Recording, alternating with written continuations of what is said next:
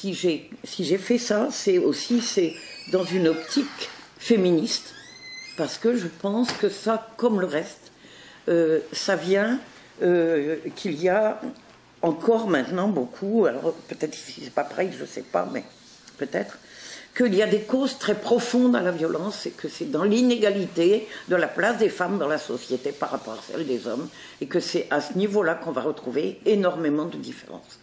Alors je vais vous donner quelques exemples, si vous voulez, à mon avis, quoi. D'abord dans le domaine politique, en France, on est très très mal placé. On a été pendant longtemps le pire pays d'Europe pour l'inégalité hommes-femmes en politique. Pendant longtemps, nous avons eu donc le droit de vote en 1945, mais presque pas de femmes députées, 5% de femmes députées jusqu'à il y a une dizaine d'années, pour 95% d'hommes. L'égalité, elle est vite réglée, là. Nous avons maintenant la parité dans le domaine électoral, mais au niveau des mairies. Mais dans les mairies, après, on donne aux femmes des postes qui n'ont pas beaucoup d'importance. Et on a créé d'autres regroupements de mairies, ce qu'on appelle les communautés de communes, où on a remis les hommes qui étaient chassés par le fait que sur les listes, il fallait une femme pour un homme. Est-ce que dans le domaine de l'égalité professionnelle, c'est pareil, les femmes ont énormément de mal à monter les échelons quand elles veulent faire des carrières un peu importantes.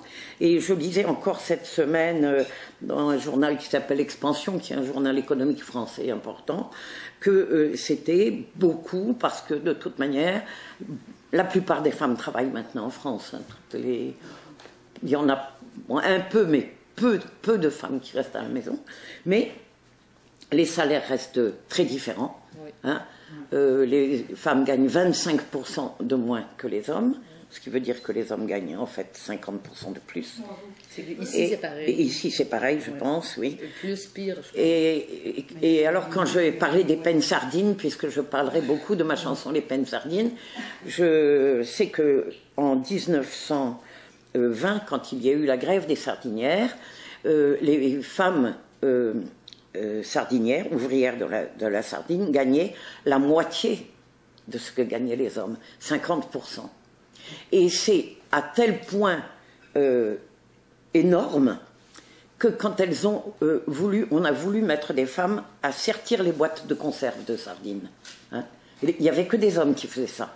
Les hommes ont réussi à obtenir que les femmes n'aient pas le droit de faire ce métier, parce qu'ils ont dit, parce que si les femmes le font, comme elles sont payées la moitié, ben nous, on va se faire virer. Et ben ils ont eu gain de cause.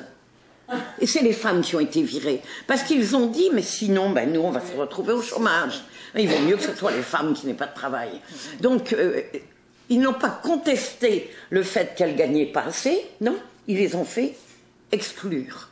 Puis, dans l'expansion, comme il disait encore cette semaine, et ça, je crois que c'est un peu général dans le monde, mais enfin, je parle ici de la France, que l'essentiel des tâches ménagères, c'est les femmes. C'est 80% à peu près. Hein. Et en France, on a calculé qu'il y a une évolution. Alors, il y en a beaucoup qui disent qu'il y a une bonne évolution. Moi, je veux bien.